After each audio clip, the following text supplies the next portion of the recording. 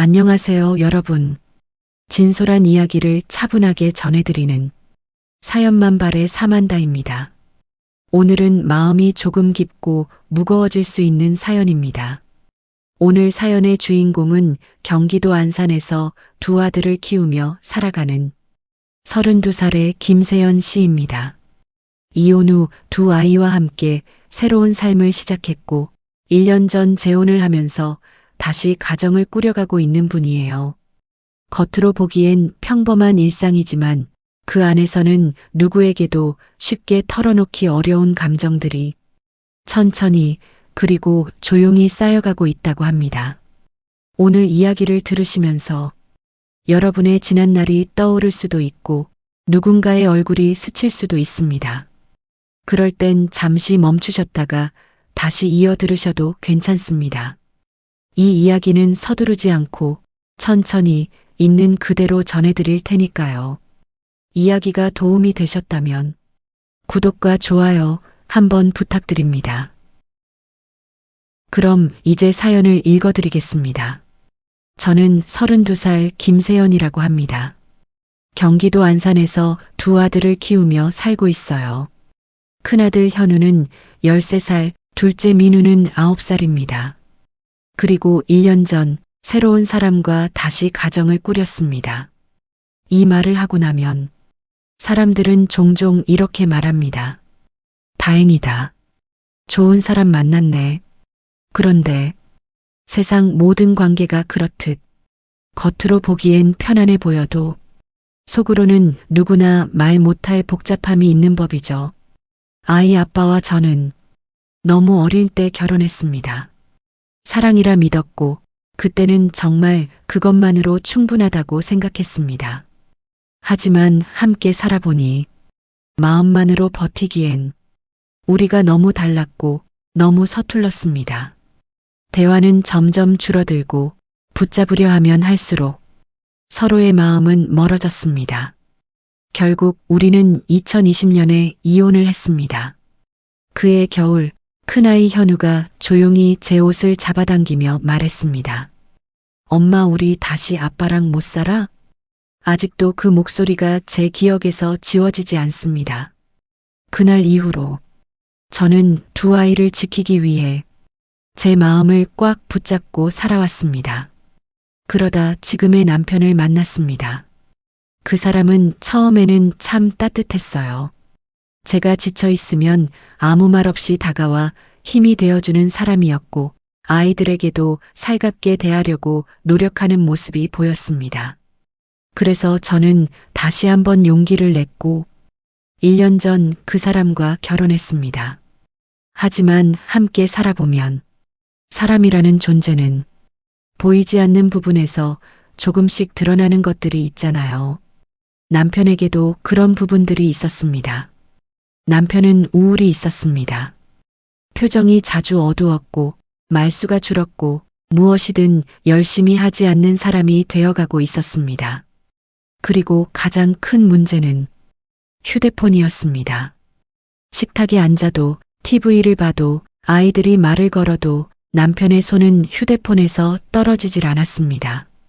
제가 조금만 줄여보자고 말하면 남편은 늘 이렇게 말했습니다. 나도 줄이고 싶은데 잘 안 돼. 처음엔 이해했습니다. 사람이 힘들면 기댈 곳이 필요하니까요. 하지만 어느 순간부터 하루 대부분을 휴대폰 앞에서 보내는 남편을 보며 저도 아이들도 조금씩 지쳐갔습니다. 특히 현우. 현우는 정서적으로 섬세하고 사람이 무엇을 느끼는지 잘 알아채는 아이입니다. 그런 현우에게 새아빠의 이런 모습은 금방 벽으로 느껴졌습니다. 남편은 먼저 다가가지 않았습니다. 현우에게 같이 게임할래? 산책 갈까? 학교는 어땠어? 이런 말을 거의 하지 않았습니다. 현우가 먼저 다가오기를 기다리는 것 같았고 그러다 보니 둘 사이의 거리는 점점 더 멀어졌습니다. 그리고 남편은 말투도 조금 퉁명스러운 편이었습니다. 본인은 전혀 의도하지 않았겠지만 현우에게는 그 말투가 상처가 되는 날이 많았습니다. 제가 보기에 남편은 우울을 핑계로 스스로 좋아지기 위해 해야 할 일들을 계속 미루고 있었습니다. 상담도, 운동도, 취미도 말만 하고 행동으로는 옮기지 못했습니다. 그리고 저는 그 사실을 알고 있었습니다. 다 알고 있으면서 지금까지 눈을 감고 있었던 것 같아요. 그러던 어느 날 밤 현우가 조용히 제게 말했습니다. 엄마, 나 그냥 우리 셋이었으면 좋겠어. 저는 심장이 쿵 하고 내려앉았습니다. 그 아이는 말을 이어갔습니다. 엄마, 남편은 맨날 폰만 보고 나한테 먼저 말도 안 해. 내가 먼저 가야 하는 것 같아서. 근데 난 그게 너무 힘들어. 그리고 현우가 말한 것들 저는 잊을 수 없습니다. 휴대폰을 너무 오래 봐요. 저한테 먼저 다가오지 않아요. 제가 먼저 다가가야 해요. 말투가 너무 퉁명스러워요. 우울하다고만 하고 노력 안 해요. 엄마도 사실 알고 있죠? 저는 아무 말도 할 수 없었습니다. 그 말 하나하나가 제 심장을 찔렀습니다. 왜냐하면 그 아이가 한 말들이 모두 사실이라는 걸 알고 있었기 때문입니다. 현우의 그 말들을 듣고 난 뒤 저는 한참을 아무 말도 할 수 없었습니다. 아이에게 뭐라고 위로를 해줘야 할지, 어떤 표정을 해야 할지조차 모르겠더라고요. 그냥 가만히 그 아이의 머리를 쓰다듬어 주며 말해줘서 고마워. 그 말밖에 하지 못했습니다. 현우는 잠시 침묵하다가 조용히 이렇게 말했습니다. 엄마, 너무 늦었어. 난 이제 그 사람 좋아질 수 없어. 그 말은 제 마음을 2번 찔렀습니다. 한 번은 아이의 상처가 너무 깊어 보이는 데서, 또 한 번은 그 말이 정말 사실일지도 모른다는 두려움 때문에. 그날 밤 아이가 잠든 뒤 거실에 앉아 있는데 집안은 너무 조용했고 저는 생각이 한꺼번에 몰려와 숨이 막히는 것 같았습니다. 내가 뭘 잘못 선택한 걸까? 아니면 이 상황에서 내가 뭘 더 잘할 수 있었을까? 남편은 알고 있을까? 아니면 나만 이 모든 걸 알고 있었던 걸까? 수많은 질문들이 머릿속을 스쳐 지나갔습니다. 사실 저는 남편에게 이 문제를 여러 번 이야기한 적이 있습니다. 현우에게 조금 더 다가가줘. 조금 더 관심을 보여줘. 말투 조금만 부드럽게 해줘. 여러 번 부드럽게, 때로는 조심스레, 때로는 솔직하게 말해온 적이 있습니다. 남편은 그때마다 이렇게 말했어요. 나도 노력하고 싶은데 어떻게 해야 할지 모르겠어. 그 말도 이해했습니다. 갑자기 13살 아이의 아빠가 된다는 건 누구에게나 쉬운 일이 아니니까요. 하지만 문제는 그 말 뒤에 행동이 없었다는 겁니다. 아무것도 달라지지 않았습니다. 남편은 여전히 휴대폰을 붙잡고 있었고 우울하다는 말만 반복했으며 현우에게 먼저 말을 거는 일은 거의 없었습니다. 그동안 저는 스스로에게 이렇게 말해왔습니다. 괜찮아. 지금은 적응하는 시기니까. 시간이 지나면 나아지겠지. 남편도 힘든가 보다. 하지만 그 시간 동안 현우는 점점 혼자가 되어가고 있었던 거죠. 현우의 그 말을 들은 다음 날 저는 일상 속에서 남편과 현우의 모습을 더 날카롭게 바라보게 되었습니다. 아침 식탁? 현우가 엄마, 오늘은 체육한다고 했어. 라고 말하자 남편은 휴대폰에서 눈도 떼지 않은 채 응, 딱 한 글자만 말했습니다. 현우의 표정이 아주 잠깐 무너지는 걸 저는 정확히 보았습니다. 아마 남편은 모를 겁니다. 하지만 아이는 느꼈습니다. 나에게 관심이 없다는 걸. 저는 그 순간 마음속에서 무언가가 뚝 하고 끊어지는 느낌이 들었습니다. 그날 저녁 현우는 조용히 방에서 나와 묻더군요. 엄마 내가 뭔가 잘못했어? 왜 나한테 말도 안 해? 그 말은 정말 어떤 말보다 가슴을 아프게 했습니다.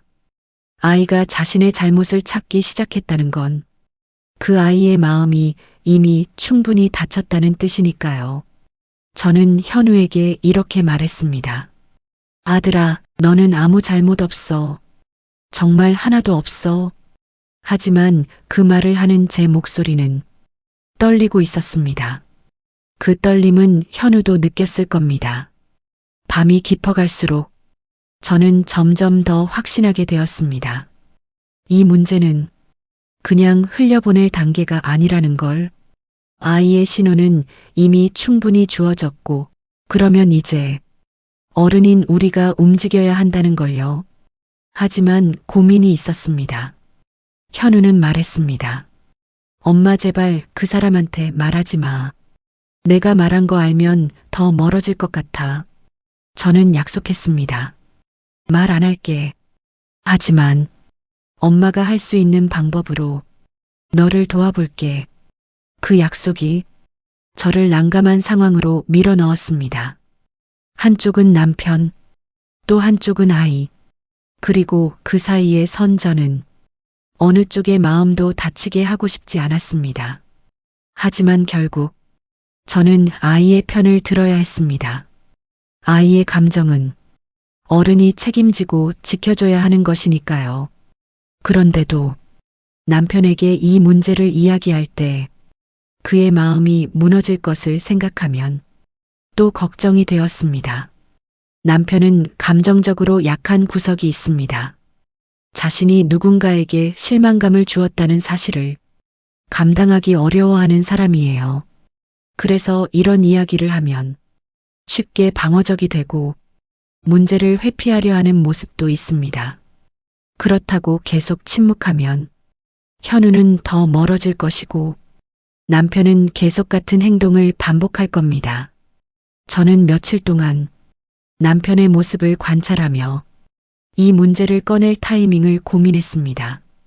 그러다 어느 저녁 남편이 퇴근하자마자 소파에 앉아 휴대폰을 손에 쥔 채 현우가 옆에 와서 아저씨, 이거 좀 봐요. 하고 말했는데도 그냥 잠깐만 하고 화면만 바라보는 모습을 보고 그 순간 알았습니다. 이제는 말해야 한다. 그날 밤 아이들이 잠든 시간 저는 조심스레 말문을 열었습니다. 우리 잠깐 이야기 좀 할 수 있을까? 남편은 그 말을 듣고 잠시 말을 잃은 얼굴을 하고 있었습니다. 제가 무슨 이야기를 하려는지 어렴풋이 눈치챈 듯한 표정이었어요. 그리고 작은 목소리로 물었습니다. 무슨 일인데 그래? 저는 바로 핵심을 꺼내지 않고 천천히 조금씩 말을 이어갔습니다. 이 문제는 한 번에 훅 던져놓으면 그 사람을 무너뜨릴 수도 있겠다는 생각이 들었거든요. 요즘 집안 분위기가 조금 달라졌어. 당신도 느낄 거야. 특히 현우가 요즘 많이 민감해. 남편은 고개를 끄덕였습니다. 그리고 대답했습니다. 나도 느껴. 근데 내가 뭘 어떻게 해야 할지 모르겠어. 가까이 가려고 하면 괜히 어색해지고 말 걸면 싫어할까봐 겁나고 그 말에는 지금까지 보여주지 않았던 솔직한 두려움이 담겨 있었습니다. 저는 남편의 손등에 살짝 손을 올리며 말했습니다. 당신이 무서웠던 거 알아.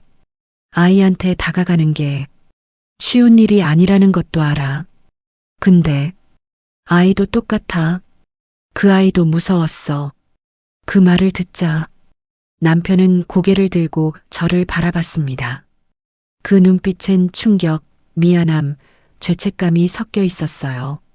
저는 조심스럽게 말을 이었습니다. 현우 입장에서는 당신이 먼저 다가와주는 어른이길 바랐어. 근데 당신은 현우가 먼저 다가오길 기다렸지. 남편은 눈을 감고 숨을 깊게 들이쉬었습니다. 내가 잘못했네. 저는 고개를 가볍게 흔들었습니다. 큰 잘못을 한 게 아니야. 그냥 누구나 할 수 있는 실수를 한 거야. 새로운 관계에서 누구나 겪는 어려움이야. 그러면서도 저는 진짜 해야 할 말들을 이제 꺼내야 했습니다. 근데 그 실수가 반복되면 아이한테는 상처로 남아. 당신이 휴대폰에 빠져 있던 시간들, 현우가 말을 걸 때 퉁명스럽게 대했던 말투, 먼저 다가오지 않았던 순간들. 그게 다 아이 마음에 작은 흠집처럼 쌓였을 거야. 남편은 조용히 듣고 있었습니다. 그리고 손가락을 얽으며 입술을 깨물었습니다. 저는 그 침묵이 길어지는 동안 마지막으로 꼭 말해야 할 것들을 꺼냈습니다. 그리고 우울하다고만 하고 아무런 노력을 하지 않았던 것도 사실이야. 그건 당신이 고쳐야 해. 남편은 그 말을 듣는 순간 고개를 숙이고 두 손으로 얼굴을 감쌌습니다.